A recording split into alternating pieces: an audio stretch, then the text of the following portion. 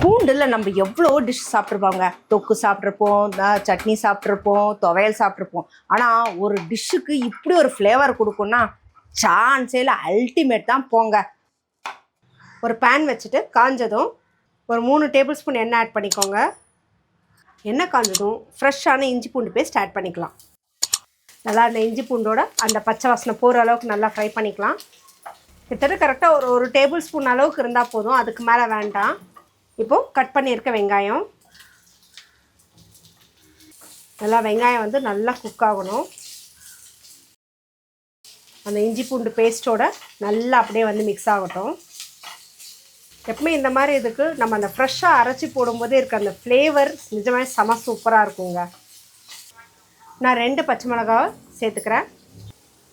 ஒரு 3 egg use பண்ணிங்கன்னா இந்த மெஷர்மெண்ட்ஸ் ஓகே.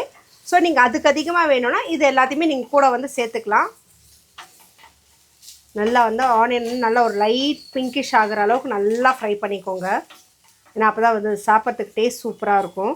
வெங்காயம் வதங்கிட்டு இருக்கட்டும். இந்த கேப்பில் இதுக்கு தேவையான மசாலாவை நம்ம ரெடி பண்ணிடலாம்.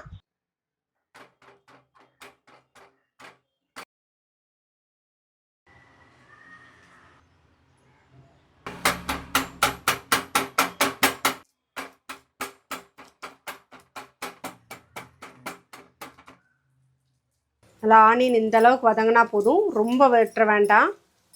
ஏன்னா அப்போ தான் டேஸ்ட் சூப்பராக இருக்கும். இப்போது தேவையான அளவுக்கு சால்ட் லைட்டாக ஆட் பண்ணிக்கோங்க.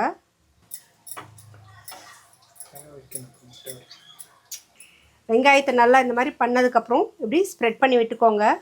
ஏன்னா அப்போ தான் நீங்கள் முட்டை உடச்சி ஊற்றுனீங்கன்னா அந்த ஆனியன் வந்து எல்லாத்துலேயும் முட்டையில் இது படுற மாதிரி இருக்கும். ஸோ இப்போ முட்டையை உடச்சி ஊற்றிடலாம்.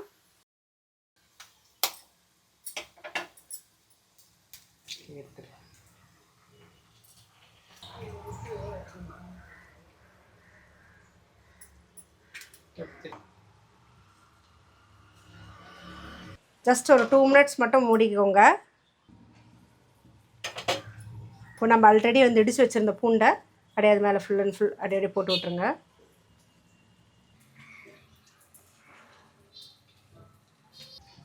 ஆக்சுவலாக இதுதான் வந்து மெயின் ஃப்ளேவரே இந்த இதுக்கு. லோ ஃப்ளேம்லேயே ஒரு 5 மினிட்ஸ் குக் ஆனால் போதும். முட்டை வந்துச்சு, ஸ்டவ் ஆஃப் பண்ணிடலாம். ஜஸ்ட் அப்படியே எடுத்தால் போதும், திருப்பியெல்லாம் போடவே தேவையில்ல. சூப்பராக வந்திருக்குங்க. இதை எடுத்து அப்படியே சப்பாத்தியோட சுட சுட சர்வ் பண்ணிடுவோம். ஸோ இப்போ இதை பிளேட்டில் அழகாக சர்வ் பண்ணிடலாம். நிஜமாகவே இந்த பூண்டோட அந்த ஃப்ளேவரு இந்த டிஷ்ஷுக்கு சூப்பராக இருக்குங்க. முட்டையில் எவ்வளவோ டிஷ்ஷஸ் நம்ம சாப்பிட்ருப்போம், ஆனால் நிஜமாகவே இது அது எல்லாத்தையும் பீட் பண்ணி டாப் மோஸ்ட் அப்படின்னு சொல்கிற அளவுக்கான ஒரு டிஷ்ஷு தாங்க. கண்டிப்பாக ட்ரை பண்ணி பாருங்கள். ட்ரை பண்ணி பார்த்து உங்களோட கமெண்ட்டை கமெண்ட் பாக்ஸில் கொடுங்க.